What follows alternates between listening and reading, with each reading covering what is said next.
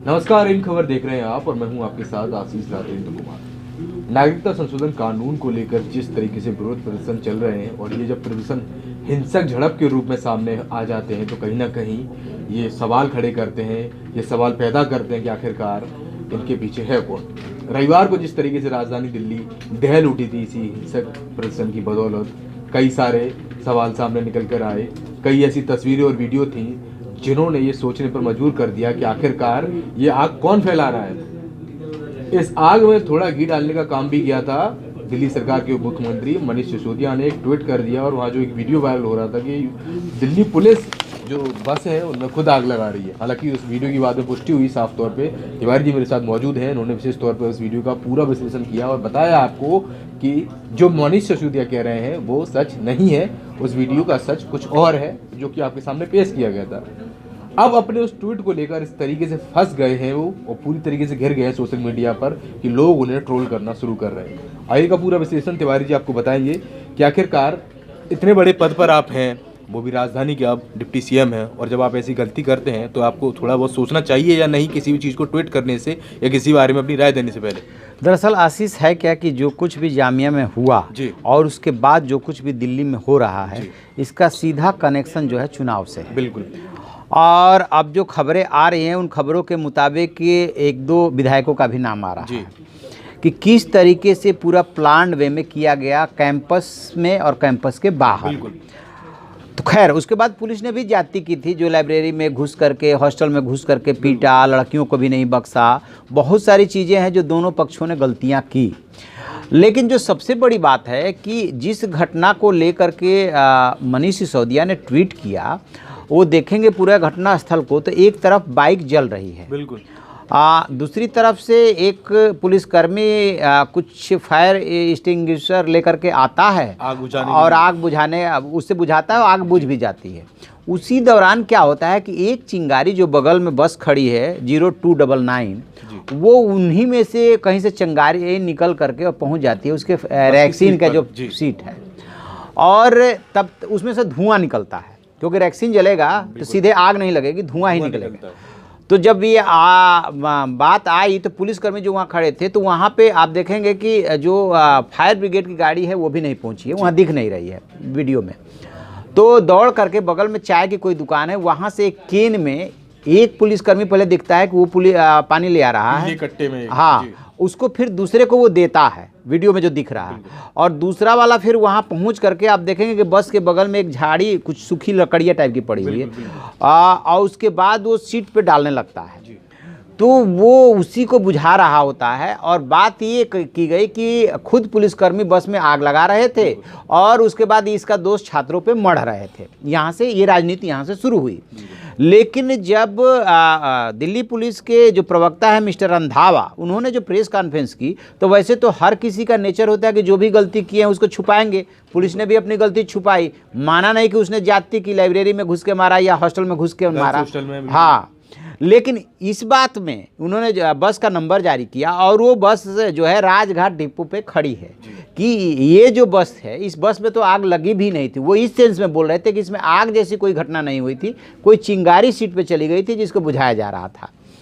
अब मनीष सिसोदिया ने क्या किया कि चूंकि इस पूरे मसले को राजनीतिक रंग दिया जा रहा है इसलिए जल्दीबाजी में उसको उन्होंने ट्वीट कर डाला। ये जांचने और परखने की कोशिश भी नहीं की कि वास्तव में बस में आग लगी भी है कि नहीं आग लगी है, और उन्होंने ये कहा कि ये जानबूझ करके पुलिस वाले ही लगा रहे हैं और ताकि छात्रों पे दोष मढ़ा जा सके। अब जैसे ही दिल्ली पुलिस के मिस्टर रंधावा के प्रेस कॉन्फ्रेंस हुई है उसके बाद हकीकत सामने आई, उसके बाद से जो है लोग उनको सोशल मीडिया पर ट्रोल करने लगे। तो ये है उस घटना के हकीकत। देखिए मैं ये बात मान रहा हूँ और मैंने देखा भी है वीडियो में कि दिल्ली पुलिस ने कई छात्रों की पिटाई की, हॉस्टल में घुस के की, लाइब्रेरी में घुस के की, बहुत सारी बातें आई। इसी बीच में 750 फेक आईडी की भी बात आई। फेक आईडी की भी कहानी कुछ दूसरी निकली कि उसका भी इस प्रदर्शन से और पिटाई से कोई मतलब नहीं है या आगजनी से कोई मतलब नहीं है। वो फेक आईडी 2 महीना पहले की है और उसका गलती से या अदर सेंस में जो है जिक्र कर गई जामिया की वीसी।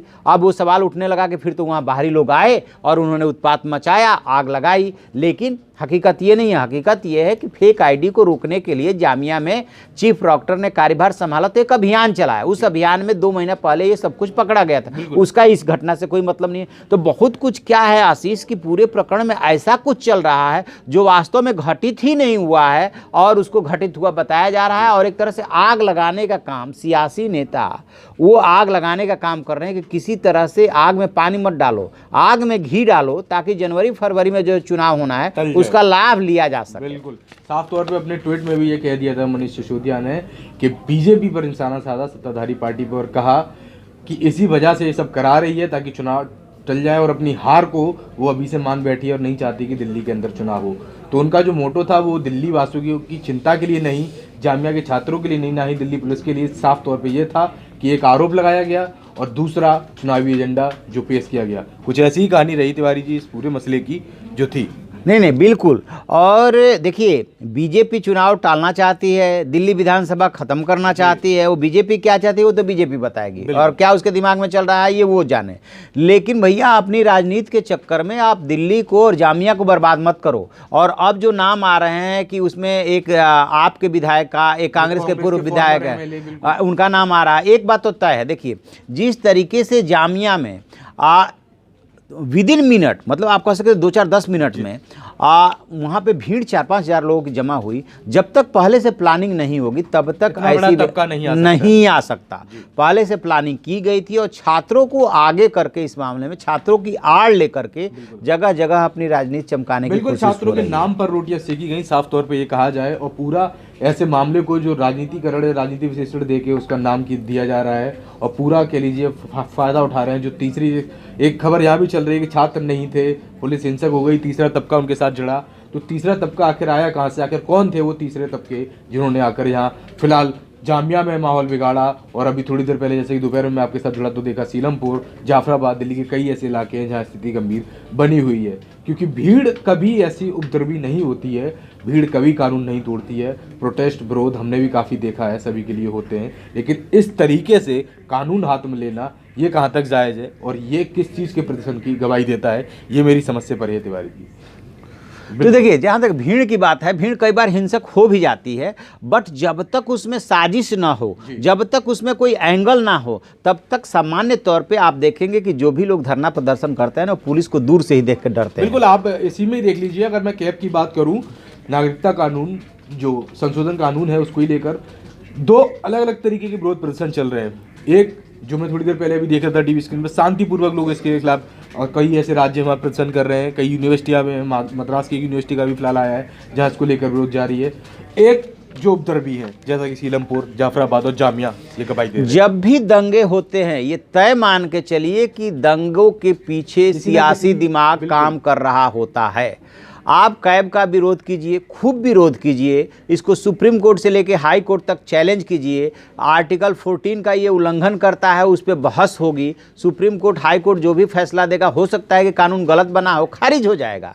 बट जब आप विरोध कर रहे होते हैं तो संविधान की और नियम कानून की मर्यादाओं को आप उसका पालन कीजिए। यदि आप पालन नहीं करेंगे तो आज ही चीफ जस्टिस ऑफ इंडिया ने बोला है कि ऐसा नहीं हो सकता है कि कानून अपने हाथ में लें, आगजनी करें, सार्वजनिक संपत्ति को तोड़े और पुलिस तमाशबीन बन करके देखे। ये नहीं हो सकता है। पुलिस को इसीलिए अधिकार दिया गया है कि वो इन सब चीज़ों को रोके। एक चीज़ और मैं बताना चाहूँगा आशीष कि बात सिर्फ जामिया मिलिया या अलीगढ़ मुस्लिम यूनिवर्सिटी की ही नहीं है, IIT, IIM से भी विरोध के स्वर फूटने लगे हैं। जो भी युवा हैं, जो भी नौजवान हैं, कैंपस हैं जो इसमें हिस्सेदार हैं, बिल्कुल जो भी नौजवान हैं, जो भी युवा है, बूढ़े हैं, बुजुर्ग हैं, सबकी अपनी राय हो सकती है। बहुत सारे लोगों की नज़र में ये कानून गलत बना है, यानी कि संशोधन ये गलत हुआ है। जो नागरिकता अधिनियम था 1955, उसमें जो ये संशोधन किया गया, धर्म के आधार पर इसमें बंटवारा हुआ, इस आधार पर इसका विरोध हो रहा है।